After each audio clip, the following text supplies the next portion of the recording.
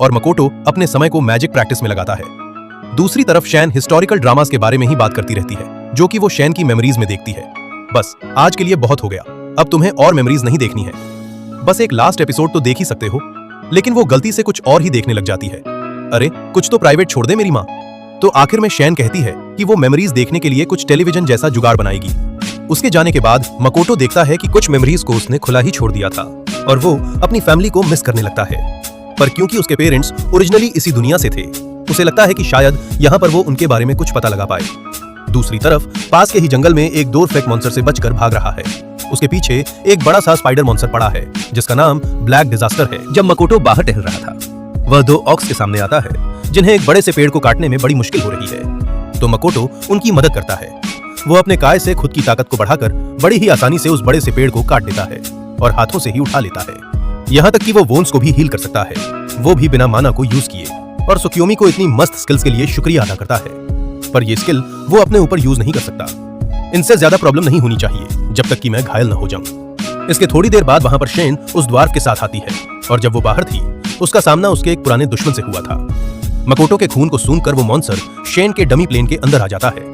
मकोटो Shane को उससे लड़ने को कहता है। क्या मैं लड़ूं? मैंने तो इसे पकड़ रखा है ना।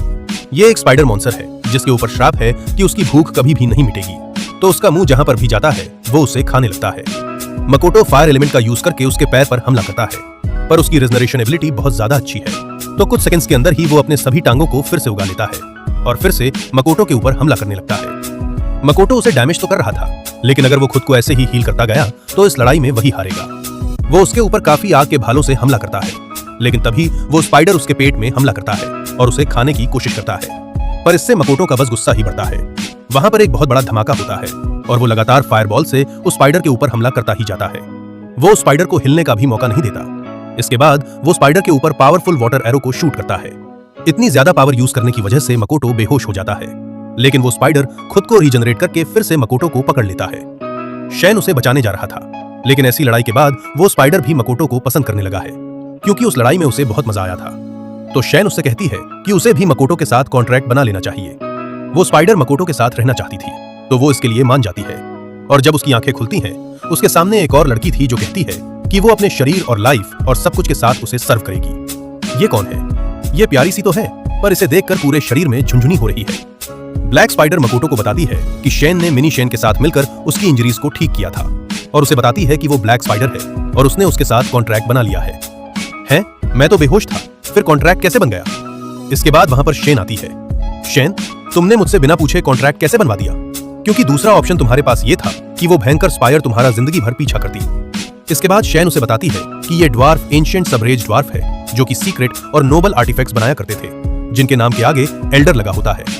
तुमसे मिलकर बहुत अच्छा लगा। मेरा नाम है बैरन दी एल्डर ड्वार्फ। हम रेडर्स की वजह से खंडरों में रहा करते थे, तो क्या आप हमें अपनी जगह पर रहने दे सकते हैं? हाँ बिल्कुल, तुम यहाँ पर रह सकते हो, पर हमारी कुछ शर्तें हैं। तुम्हें शहर बनाने में मदद करनी होगी और साथ ही हथियार बनाने होंगे। तुम्हें मेरे मास्टर को अपना लॉर्ड बनाना होगा और साथ ही फ्यूचर में टैक्स भी पे करना होगा। जिसके बाद वो उसे अपने स्किल्स देती है। इससे तो मुझे उन्हें मनाने में जरा भी दिक्कत नहीं होगी। इसके अगले दिन मकोटो डेमीलैंड से बाहर आता है, क्योंकि वो अपने पेरेंट्स के बारे में पता लगाना चाहता था, और फाइनली उसे ह्यूमंस का गांव दिख जाता है।